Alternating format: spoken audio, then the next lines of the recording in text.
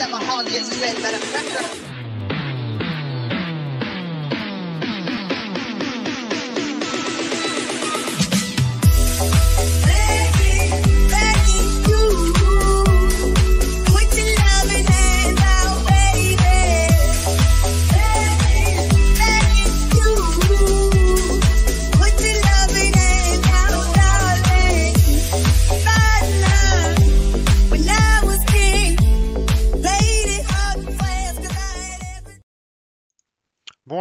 Bonjour, bon vendredi à tous. Vous l'avez sans doute suivi hier, le chiffre de l'inflation qui est sorti plus fort qu'attendu au plus haut depuis 40 ans aux États-Unis. Et donc une nouvelle que les marchés ont eu un petit peu de mal à digérer, surtout sur les marchés actions, sur le dollar un petit peu moins, ça l'a soutenu, surtout que ce chiffre a été ensuite renforcé par un commentaire d'un membre de la Fed, Bullard, qui nous a expliqué qu'il fallait aller plus vite sur les hausses de taux. Donc pas de très bonnes nouvelles, le dollar en a profité mais pas tant que ça et il est plutôt à la baisse ce matin.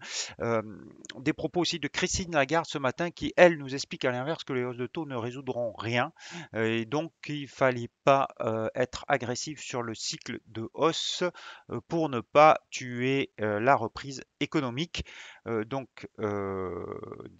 nouvelles un petit peu contradictoires, mais qui, en tout cas, pas contradictoires, mais deux appréciations différentes de la part de la Fed et de la BCE, mais qui ne pèsent pas sur l'euro-dollar, comme on va le voir tout de suite. Avant ça, l'avertissement sur les risques.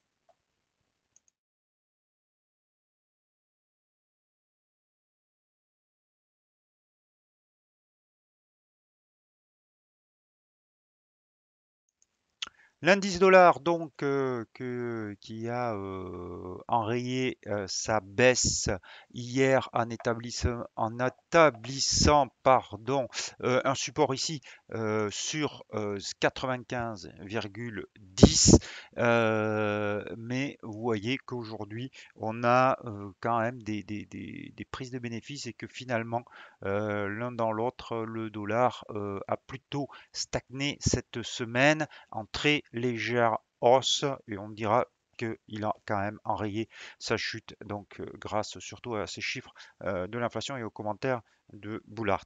Sur l'eurodoll, on a un euro qui se tient bien et qui préserve un support et qui confirme une droite de polarité sur 1,1380-83. 1,1380, on va arrondir. Et qui donc rebondit.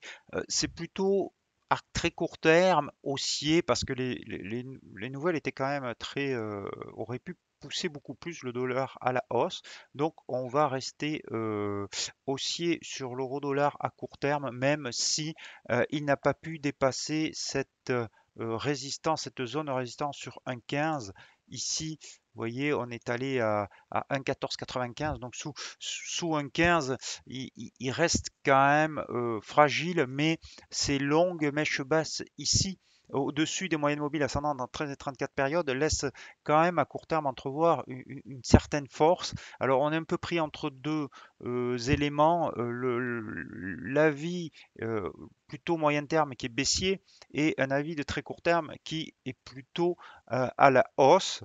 Donc tant qu'on reste au-dessous de 1,1380, on peut viser un retour sur un nouveau test des 1,15. Si par contre on clôturait sous 1,1380, on irait certainement à nouveau plus bas. Il va falloir, je pense, quelques temps quand même pour les opérateurs de digérer cette nouvelle. Alors, je vous en ai pas parlé, mais il y a aussi une nouvelle comme quoi la Fed se réunirait lundi et certains en déduisent qu'elles vont nous annoncer une hausse des taux dès lundi. Alors, personnellement, j'en doute un petit peu. Euh, alors, l'avantage d'une telle réunion, ça serait que du coup, on aurait une hausse que de 25 points de base et une autre de 25 points de base à mars au lieu de procéder directement à une hausse de 50 points de base dès le mois de mars. Donc, vous me direz, ça reviendrait au même, sauf que cette réunion lundi, si elle débouchait sur une hausse des taux, ça fait un petit peu panique à bord et ça pourrait un petit peu plus affoler les marchés plutôt que quelque chose de programmé dans 3 mois. Ça ferait panique à bord, ben, ça voudrait dire que finalement l'inflation que vise la Fed va beaucoup plus vite que ces modèles ont enregistré. Donc à voir, mais euh, certes, l'inflation était plus élevée hier sur les chiffres d'hier, mais ce n'était pas non plus par rapport à ce qu'on attendait une énorme hausse malgré l'ampleur du chiffre. Bon, donc à voir lundi, mais en tout cas, l'euro-dollar tient. Est-ce qu'il résistera encore à une éventuelle surprise de lundi? C'est pas sûr. Donc beaucoup de prudence donc entre cette tendance moyen terme et cette tendance court terme qui, malgré tout, semble tenir. On va aller voir l'euro-yen parce que je vous avais dit que j'avais un avis haussier sur l'euro-yen, la livre-yen, l'euro-yen qui est allé tester, je vous avais donné comme objectif 133, on est allé au-dessus. Donc, si vous avez suivi le conseil, j'espère que, enfin, qui n'est pas un conseil, si vous avez mon avis, j'espère que vous avez pris vos bénéfices comme je vous l'avais donné au-dessus de 133. Euh, Malgré tout, on reste quand même dans une dynamique haussière pour le coup, avec ces moyennes mobiles à 13 et 34 périodes. Euh, Cette longue mèche haute hier, certes, est un petit peu refroidit un petit peu les ardeurs de l'euro, mais vous voyez qu'aujourd'hui, ça n'a pas été suivi et que malgré tout, hier, on a quand même clôturé en hausse, donc on pourrait avoir un nouveau test de cette zone 133, 133,50.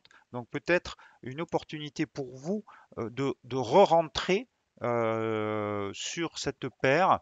Donc le support se place ici, sous les 131,86, le stop loss, pardon, et je passerai à l'achat si, vous voyez ici, c'est la baisse d'hier après les chiffres, puisque vous savez, hein, cette baisse de l'euro yen, elle est surtout due à la baisse des marchés boursiers. Euh, donc, on a cassé ce matin cette oblique baissière, ce qui offre un bon point d'entrée, mais il faut que ça soit confirmé par l'action sur les prix, c'est-à-dire un chandelier haussier au-dessus des moyennes mobiles à 13 et 34 périodes. Donc si jamais cet après-midi, vous aviez un chandelier haussier, pour moi, ça serait un signal qu'on retournerait sur 133, 133, 133,50 avec un stop sous 131,86. Alors après, bien sûr, on n'a pas le temps de rentrer ici dans le détail, c'est un autre sujet du trading, mais il faut que le money management soit bon et que votre ratio risk-reward soit correct. Ça, c'est une autre histoire, mais en tout cas, un avis donc haussier si jamais, j'insiste bien, si jamais on avait un chandelier haussier dans l'après-midi sur l'euro yen. Cet après-midi, on a le chiffre de confiance du Michigan qui sortira à 16 heures, donc à surveiller. Même chose sur peut-être même encore mieux sur la livre contre yen. La livre contre yen, vous voyez, qui est plus forte. On a à peu près la même configuration au contact de la résistance. Même on a dépassé cette résistance. On est sur une zone en fait avec comme point haut 158,22 et 158 comme point bas de la zone. Donc on a simplement une mèche haute de moins grande ampleur que sur l'euro yen et surtout aujourd'hui on est au-dessus de la clôture d'hier contrairement à l'euro yen, donc plus de force sur la livre contre yen que sur l'euro-yen. Donc si vous devez en privilégier une, c'est plutôt celle-là, mais vous pouvez très bien faire aussi sur l'euro-yen parce que effectivement la livre yen normalement offre plus de volatilité et normalement réservé à des traders avertis que l'euro-yen qui est déjà une paire de devises assez euh, volatile. Donc le support ici, il est un peu plus bas, ici sur 155,15. On vise aussi 158 et au-dessus, peut-être pas, peut-être pourquoi pas une cassure, un franchissement de la résistance en 1 heure.